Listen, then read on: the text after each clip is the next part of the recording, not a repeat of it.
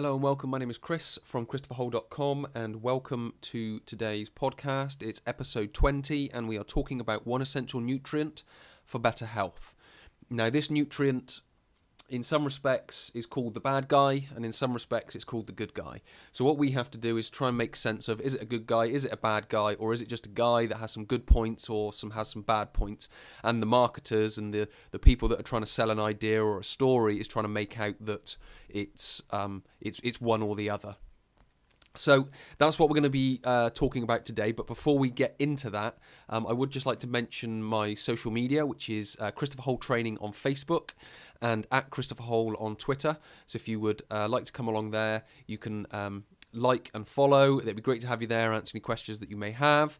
Or if you're watching this on YouTube, if you can like, share, comment on there, that would be great. Reach more people, help more people understand what's going to make them healthier in the long run. Also, you can come to the website, which is christopherhole.com/workshops, where I'm running a 6-week health coaching program. That's if you're in Bristol. So if you're in and around the Bristol area, please do come along there, and you can get involved in the 6-week health coaching program. So back to today's topic, where we're talking about one essential nutrient for better health. Now, that nutrient is salt.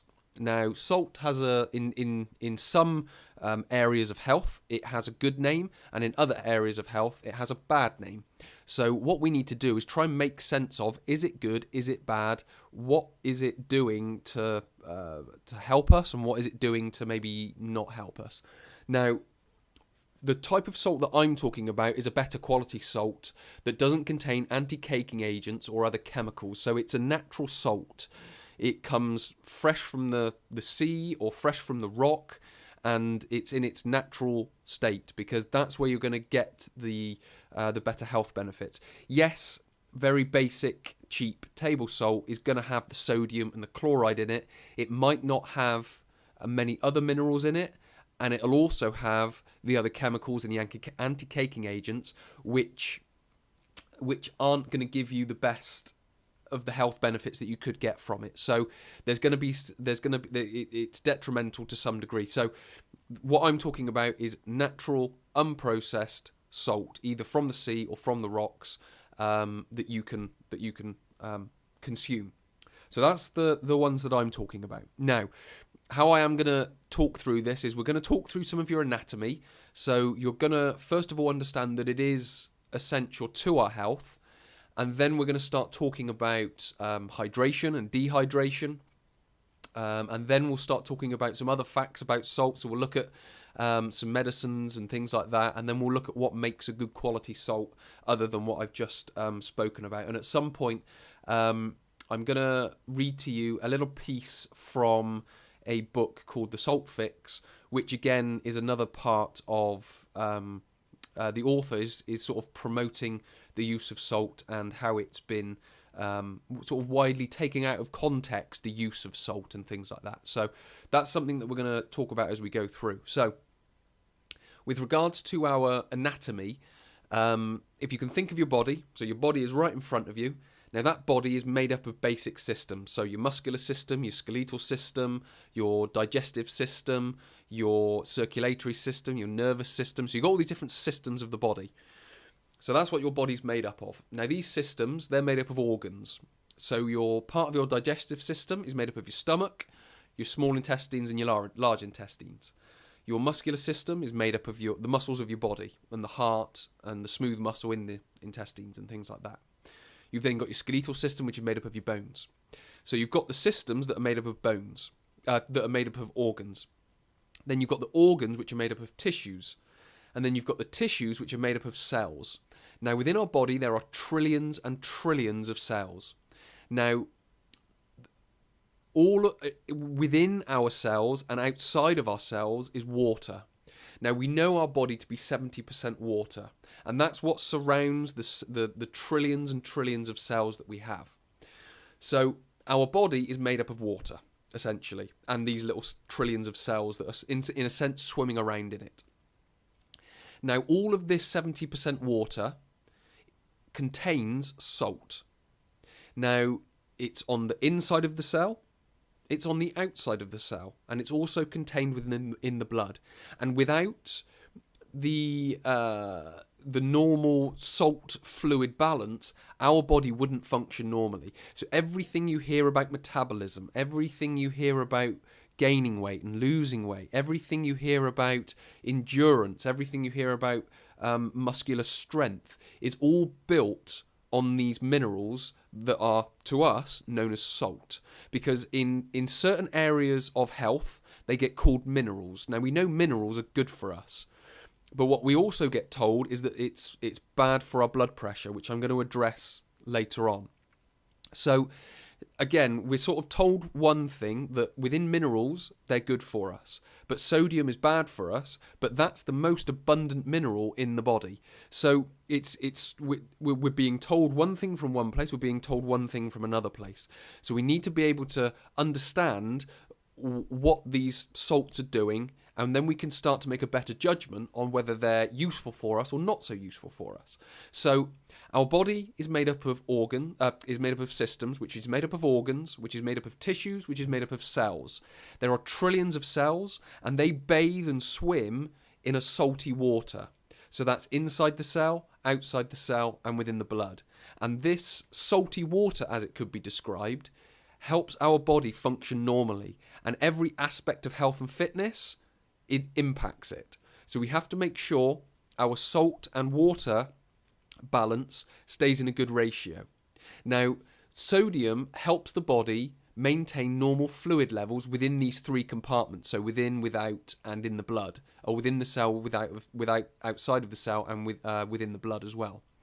Now, when the electrolyte is low, more water leaves either of those compartments. So as we start to consume and use up these minerals, we start to lose water as well. Because if you can imagine, when we make orange squash, and we're using a little half pint glass, and we put 3/4 of the orange is concentrate, and then we put a little bit of water in the top, we can't drink it because it doesn't taste right. But on the flip side of that, if there's a little bit of orange and too much water, again, we can't drink that because it doesn't taste very nice. So the balance of the orange and the water has to be right for us to be able to maintain and be healthy. And that's the same with sodium. We have to have the right amount of sodium for the right amount of water. Now, if we lose sodium, water goes with it. If we gain sodium, water comes back. Now, the kidneys can help regulate electrolyte concentrations by returning some into the blood and excreting some through the urine. So if we're gaining some water, it can put sodium back into the system. If we're losing water, it can take it out through our urine, which then leads us on to hydration, or let's just call it hydration, but I'm going to talk about dehydration first, and then I'm going to talk about overhydration, and then we'll be able to understand what hydration is. Because at the moment, people think hydration is drinking enough water, which to some degree is correct, but in other respects is not so useful. So dehydration, which is a deficiency in body water. So when electrolyte is low, more water leaves the compartment. So as we start consuming, so let's just take exercise for example. So we start and we go on a run. It's a hot day, so we start sweating. And if you have a bead of sweat that sort of runs down your face and it drops onto your lip or onto your tongue or something like that, and it will taste salty. So that's water and salt coming out through your skin and then sort of dripping off your body if it becomes that bad. So we're losing salt and water that way. Now, obviously, that is a form of dehydration.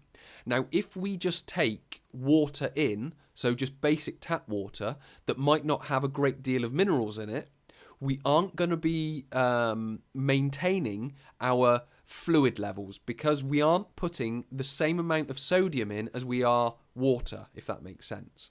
So we'll then start to lose water. So what we have to understand is that when we want to rehydrate, we have to also add the minerals back with it, because it's the electrolytes or the minerals, and that's another word that I've mentioned but I haven't talked about, is electrolytes. In fitness and in exercise, electrolytes are seen as a good thing. So again, we've got minerals which are seen as a good thing, we've got electrolytes which are seen as a good thing, but then this whole stigma around sodium, we have to have low sodium diets and don't take in any sodium because it's bad for us, but we need to take them in for our health when it comes to exercise because of the electrolytes, and we have to take them in because our body is a bag of salty water, if you will. So again, we're talking about the essential nutrient, which is salt. So then we come on to overhydration. So if we drink an excessive amount of water to avoid dehydration, the result can lead to too much water and not enough sodium. So that's what I described just before in dehydration. So as we've done our exercise and we then go back and drink lots of water, because we haven't got the sodium to go with it, we aren't then maintaining the body water because the sodium isn't there with it. Because hydration is the right balance of salt and water, sodium and water. So if we want to remain hydrated, we need to be able to maintain not only the amount of water in the body, but also the amount of salt which keeps it there. So we have to, when we're talking about health and fitness, when we talk about exercise, we need to be able to take in the right amount, because hydration gets lost in drinking water.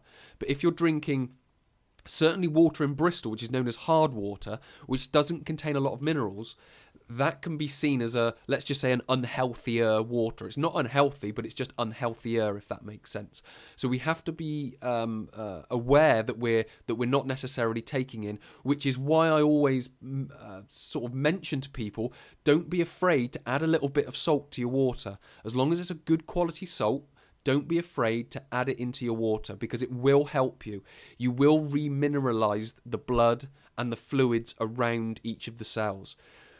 When you're exercising, your body will function a lot more effectively because it sends all of the signals to the body. It allows those to happen. Within your metabolism, it allows your metabolism to remain efficient and effective. As soon as you start losing body water and minerals, your metabolism will become affected, and this will affect everything else: your endurance, your strength, your weight gain, your weight loss, whatever it is that you're looking for. So making sure you have these is essential. So other facts about salt. So what I'm now going to talk about is a little bit about sort of like the medical industry and what they use salt for. Now, if you've ever heard of I don't know whether they call it a medication or not, but it's saline solution. If you've heard of that before, so that flush wounds, it helps skin abrasions, but it also rehydrates patients. Now, I had a friend who, when he was younger, he had to go to hospital and have his stomach pumped because he drank too much alcohol. And he always said that when he woke up the morning after, he didn't have a hangover. He was completely, let's just say, normal, if you will. And one of the things they put him on was saline solution. Now, saline solution is salt water, sodium and water. Now, they're using that within the medical industry because they know it's a good thing, because they know it will rehydrate the body and bring it back to normal health after it's been affected by all the alcohol. So again, they're using a salty water to improve someone's health. It improves nasal wash, relieves the symptoms of common cold. So by adding, say, half a teaspoon of salt to 240 ml of water, this will soften and loosen the influence on the mucus and allow that to pass through. So it's also helping against the symptoms of common colds. So what we're starting to see now is the medicinal aspects of salt as well. What we also get is what's called magnesium sulfate. Now, this is a different type of salt. You've all heard of this before. It's called Epsom salts. So we use it to bathe in, or some people use it to bathe in, which is there to soothe sore muscles or aches and pains. It reduces systolic blood pressure. It's given to mothers shortly before delivery because it reduces the risk of cerebral palsy in infants born preterm. Now, this is something that's just come out recently in the BBC.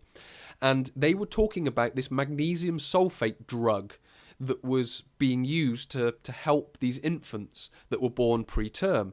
And I'm sat there thinking, well, hang on a minute, that's just Epsom salts. That's just magnesium and sulfate, which is a salt. So what we've got is all these medicinal aspects of salt that's being used, but when it comes to health, it's not being promoted. And the reason it's not being promoted is because of these low salt guidelines that are around blood pressure. And that's where I want to bring in the salt fix and what he talks about in his book. Now, he says, and I'm quoting this from the book, the stringent low salt guidelines were based on a guess. We essentially gambled that the small benefits to blood pressure that we see in some patients would extend to large benefits for the whole population. And while taking that gamble, we glossed over the important point why salt may increase blood pressure in some people but not in others. Had we focused on that, we would have realised that fixing the underlying issue, which has nothing to do with eating too much salt, completely fixes one's salt sensitivity. We also presumed that blood pressure, a fleeting measurement known to fluctuate depending on many health factors, was always impacted by salt. And because of that baseless certainty, we presumed that overconsumption of salt would logically result in dire health outcomes, such as stroke and heart attacks. So what he's saying there is that the guidelines that we're told via various institutes, if you will, that they're not that well based.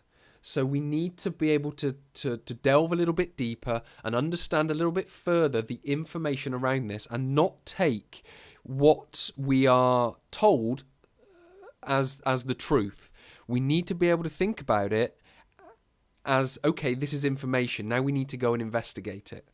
And we need to go and investigate and make our own decision on it.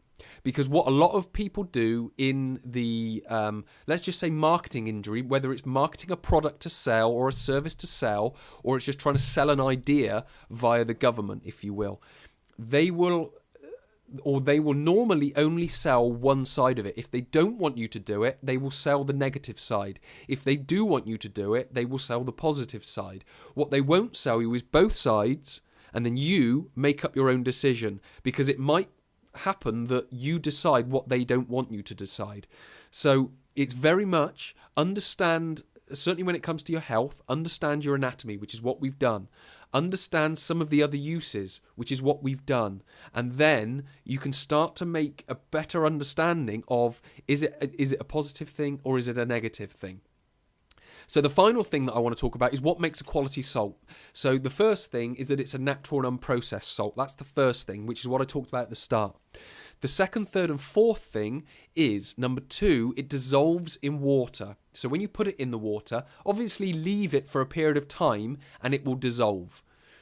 The third thing is it stays suspended in the water. Yes, you may need to shake the water a little bit, but what it doesn't do, it doesn't just sit in the bottom sort of part of the water. It suspends and moves itself upwards. So that's another thing to look for. And obviously, we want to remain sort of natural and unprocessed. So there's no additives, there's no anti-caking agents, there's no aluminium in there. So we're trying to keep all of those extra things away from it. So what hopefully I've done is given you a better understanding of this one essential nutrient, be it minerals, be it salt, or be it electrolytes, because they are all the same thing. Minerals, salt, and electrolytes are the same thing. Sodium, magnesium, potassium, and calcium are seen as the major electrolytes. The macro minerals are sodium, potassium, magnesium, calcium, chloride, and sulfur. So again, magnesium sulfate, Epsom salt, sodium chloride, table salt. So in